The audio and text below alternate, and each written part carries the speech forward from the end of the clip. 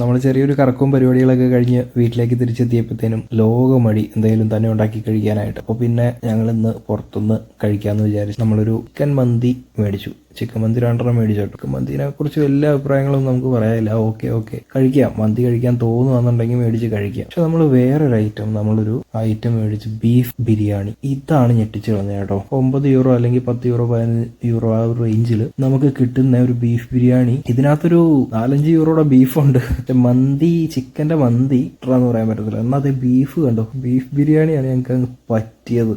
ഞങ്ങളെല്ലാവരും പല പല സ്ഥലത്തു നിന്ന് വന്നവരാണ്. അപ്പം ഞങ്ങൾക്ക് എല്ലാവർക്കും ഇഷ്ടപ്പെടണമെങ്കിൽ ഈ ബീഫ് ബിരിയാണി അത് കൂട്ട് ബിരിയാണി ആയിരിക്കും. എന്നാൽ നമ്മൾ ഈ മന്തിയുടെ കേസ് പറയുകയെന്നുണ്ടെങ്കിൽ കേട്ടോ, ഇത് മന്തി കഴിക്കണം, മന്തി കഴിക്കാൻ അതുപോലെ അങ്ങ് തോന്നുകയെന്നുണ്ടെങ്കിൽ ആ ഒരു കൊതിക്ക് മേടിച്ച് ഒന്ന് കഴിക്കുക, അത്രേ ഉള്ളൂ.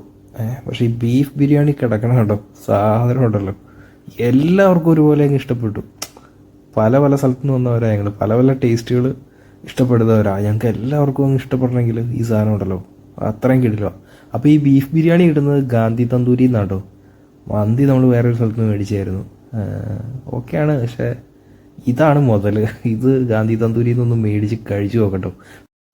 പിന്നെ എന്നാ പറയാനാവേ, നല്ല അളകാന കന്നുകുട്ടിയുടെ മുഖത്തെ പാത്ത് തന്നെ തിന്നണം. അതിനാന്ന് വെച്ചിട്ടുണ്ടെങ്കിൽ നമ്മൾ ഇത്രയും വിചാരിച്ചാൽ മതി. ചില അളിയന്മാരൊക്കെ പറയും പോലെ ഞാൻ ഇന്നതായിട്ട് ഐഡൻറ്റിഫൈ ചെയ്തു എന്നൊക്കെ പറയും പോലെ ഈ അളകാന കന്നുകുട്ടി ഒരു മാംഗോ ആയിട്ടോ വെജിറ്റബിളായിട്ടോ ഐഡൻറ്റിഫൈ ചെയ്തതായിരുന്നു എന്ന് വിശ്വസിച്ച് വിചാരിച്ച് കഴിക്കുക.